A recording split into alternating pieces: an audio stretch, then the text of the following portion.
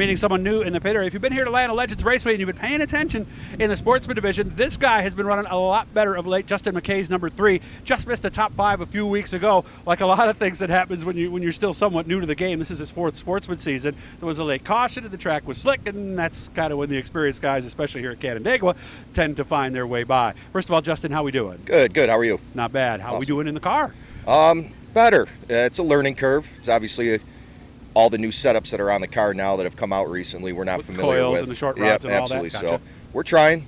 We're slowly getting something dialed in, we think. Where are you getting better, do you think? Is it knowledge or driver?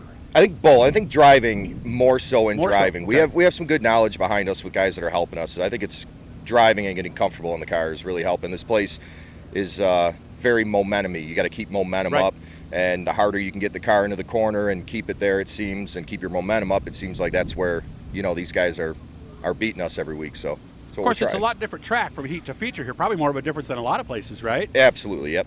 So how do we? A lot of guys in your position, like we said, 4th year, they tend to need improvement in the slick. Is that still you? I think so. Yeah. Okay. That's what we're trying to figure out.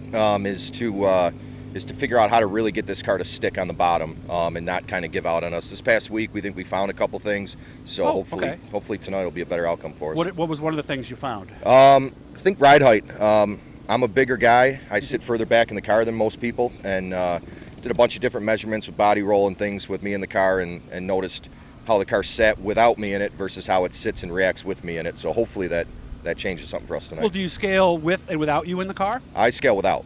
Okay, but that's what you're supposed to do, right? Yes. Yep. But aren't there some concessions made for a guy that, what are you, 230, 240? I'm almost 240, yep. Yeah, so aren't there concessions that need to be made for a little extra center weight? You would think so, right? So. Again, we're still new, we're still learning. I mean, like I said, we do have a good crew behind us that's helping us, but he's a small guy, so it's we both just have to work together. Yeah, I've always heard the ultimate race car driver's 5'8", 140.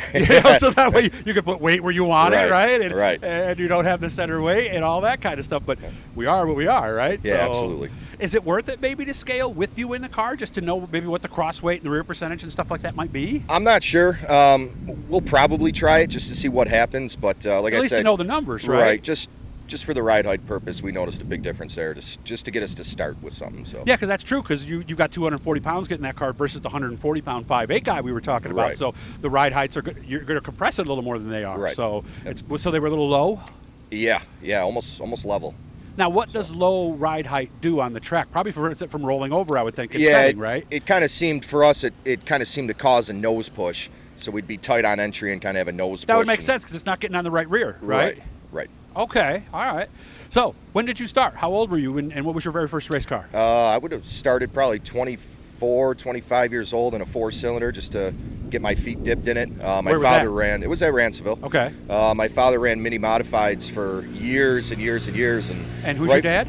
Keith McKay. Keith McKay, okay. And right before I was born, they stopped racing. So it was kind of in the 32, family. You said? Yes. That's why I missed him. Okay. So it was in the family back then, and we got our feet wet with a 4-cylinder and realized that maybe we'll make the jump to a street stock. But unfortunately, you see what some of these guys spend on these cars, so we decided to make the decision to go with an open wheel Sportsman. Well, is this kind of where you wanted to be all along? Yeah, I the think route so. to a modified? I think so. Yep. So Sportsman is the absolutely. realistic choice, right? Absolutely. I mean, all you got to do is, outside of getting rid of some lightweight parts and the bigger motor, the swap is somewhat easy. Is that still the goal? We'll see. Right now, we're pretty happy where we're at. It is one of those things that we have talked about and considered. If we do, I don't think we'd move up to a big block right away. 358 It'd probably be more of Ransomville, a 358 move for us in the next couple of years. Well, it's more affordable, right? Right.